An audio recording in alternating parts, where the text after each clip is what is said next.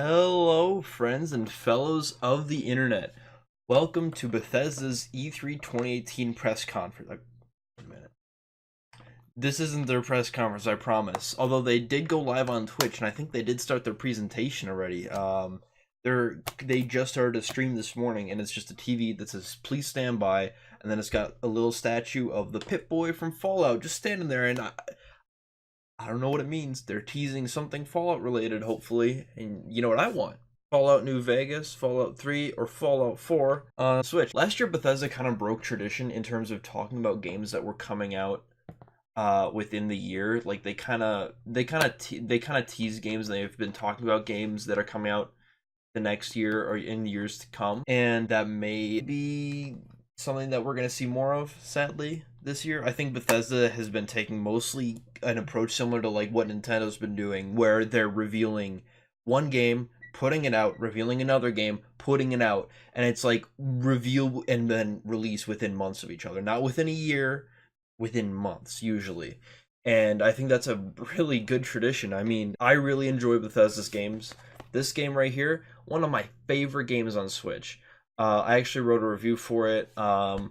Footage got lost. The review got lost. I'll redo it eventually once I have all these E3 videos done, once I have a bunch of work done, once I start working, once I kind of get back into the YouTube schedule. Every single year, Bethesda is basically the shortest show aside from Nintendo. And Nintendo, I mean, they're different because unlike Bethesda, Microsoft, and EA, Nintendo and Sony, I said this in my last video, they're boom, boom, boom, nothing but reveals and trailers with maybe a little bit in the middle.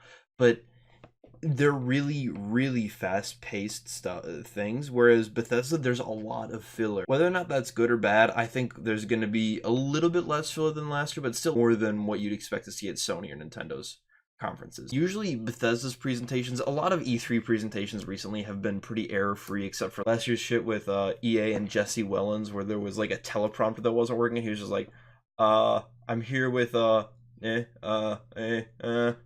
he was like freaking out because the teleprompter wasn't working, so he had to kind of improvise. And then there's gonna be a new gimmick, not like in terms of gameplay, but in terms of how they present their games and like how they talk about them. Like last year there was like, well, not a gimmick, a vibe. That's a better word. A new vibe. Last year they had this weird 1950s, 1960s, 1940s theme park kind of thing, and it was like very cartoony, and I liked it. It was just kind of weird. It felt kind of out of place. Although apparently there was a really cool they had some cool theme park related stuff at E3 last year, which is pretty cool. And there was a teaser, I don't remember when it was put out, revealed the time and date of the E3 presentation for Bethesda. And it was like kind of a papercraft thing. It showed someone with some scissors cutting out like these little paper cutouts of like the guy from Skyrim or the character on the cover of Doom or just a bunch of stuff like that. They're all like coming together at this big party, and there's like lights, and they're like, yeah. Chances are it's going to be something like that. There's going to be kind of an arts and craft cutesy theme to it, which I don't mind. I actually kind of like the hyper-realistic arts and crafts sort of look. They do that with a lot of like Yoshi stuff, and I like it. Last year's presentation, I'm going to be honest, was a little bit of a disappointment. It was just kind of boring. They only had two, except for Wolfenstein 2. I loved that entire reveal set. It was like, it was so much time. It was a decent amount of time dedicated to just Wolfenstein 2, and a bunch of it was like little videos leading into it. And then it's like this big old beautiful gameplay story trailer, and it's like, ooh! I'm hyped for that game to come out on Switch, by the way. But onto what I think they're gonna actually show in the show.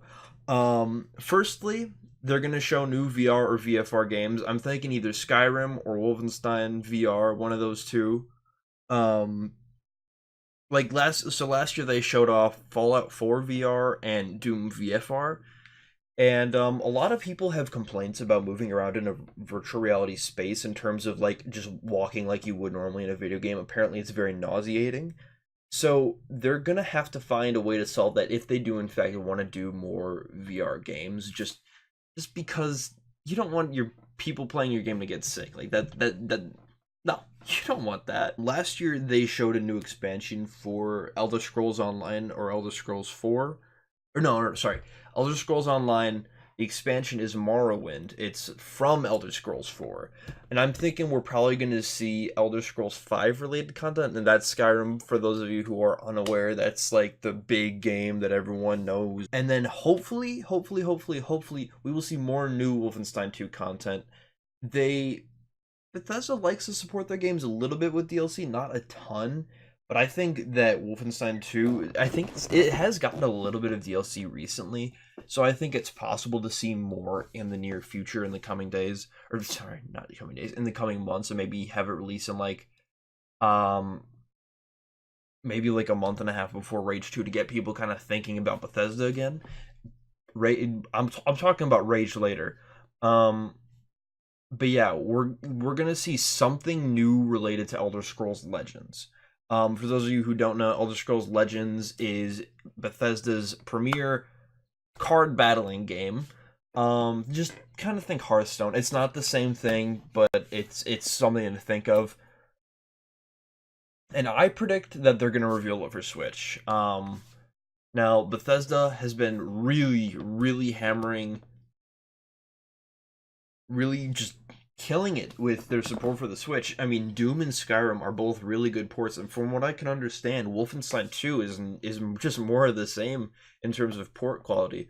So I'm thinking we could see something like Elder Scrolls Legends revealed for the Switch, just because it's something that's going to be less taxing on the system, and it seems like they're probably going to still support it. And last year it was announced to be for release on mobile phones. So if it could run on if it can run on this on my Google Pixel, then it can probably run on my Switch. And then last year, I think 2016, don't quote me on this, but I'm pretty sure in 2016 they had a trailer for a new Quake tournament. And it was like, oh, the birth of esports, yada yada yada. I mean, yeah, it's just a new Quake tournament. There's nothing huge or like a big revelation. And then we're gonna see more stuff for Switch. This is specifically relating to last year last year they revealed these things called paid mods. Well, that's not what they're called, but that's basically what they are. You pay to be able to access mods on console, and I'm thinking I don't believe that they were available, or if there was mod support on the Switch already. So I'm thinking that it would just stand a reason to like continue supporting Switch, and it would get people thinking about their ports to the Switch, especially if it's on sale this year. Might get some more people to buy it. Maybe they'll be like, "Oh, I remember this mod that I always wanted to try, and now it's on Switch, and now I can take it anywhere." Stuff like that. Because I think Bethesda is going to be very nice to the Switch again this year, and I think in my last Switch-related prediction, we're going to see at least one more game revealed for the Switch. I already said that. I think it's probably going to be a Fallout game. So we've already gotten Doom and Skyrim. So I think Bethesda's next massive game, aside from, because we got Wolfenstein 2, honestly, it just makes sense to get Fallout, and there's no way we're getting Rage 2. I mean, I'd be very shocked if we had Rage 2 on the Switch. I'm just saying. And in that same vein, the final spot of the second last spot of Bethesda's 2018 press conference will be all dedicated to Rage 2. We're gonna have gameplay. We're gonna see a breakdown of that gameplay. We're gonna see stuff for the story. We're gonna see more trailers. We're gonna see more sketches. It's gonna be very similar to the spot we saw with Wolfenstein 2 last year, where it was like a lot of like live action sketches, not CG trailers, that led into a CG trailer that led into gameplay. And I think we're going to see a trend of that this year at E3. Not just in terms of Bethesda's games, but I think we're going to see a lot of that in a lot of games. And for the very final spot, this is what a lot of people have been waiting for and asking Bethesda for recently, is a teaser for Starfield. Starfield, I don't believe that name is final, but Starfield is Bethesda's upcoming science fiction RPG. Basically, all we know is that there's a science fiction RPG, and I think Starfield is the code name, if I'm not mistaken, and we're not going to see Elder Scrolls 6. I think Elder Scrolls 6 is going to be... We're going to see Elder Scrolls 6 next year. I think Elder Scrolls 6 is going to be teased, maybe a short trailer next year, and then Starfield is going to get the Wolfenstein 2 Rage 2 treatment. But I think we're going to see a small little tease for Starfield, and then this December at the Game Awards, we're going to see a proper gameplay trailer, and then at E3 we'll see a breakdown and everything, and then we'll see a release in November.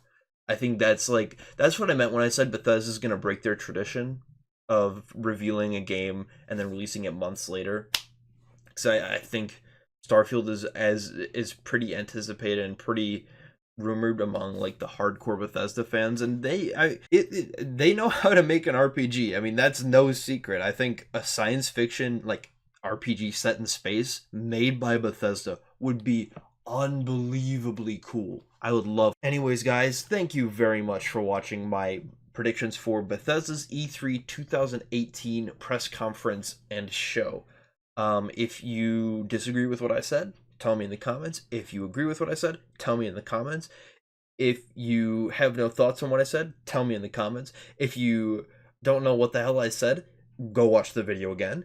And regardless of any of that, like the video, subscribe. I don't know why you'd be watching this if you're not subscribed, because I'm a smaller channel. But hey, if you're watching this and you're not subscribed, subscribe because I'm a smaller channel so I can grow like a tree. I'll see you in the next video. Peace.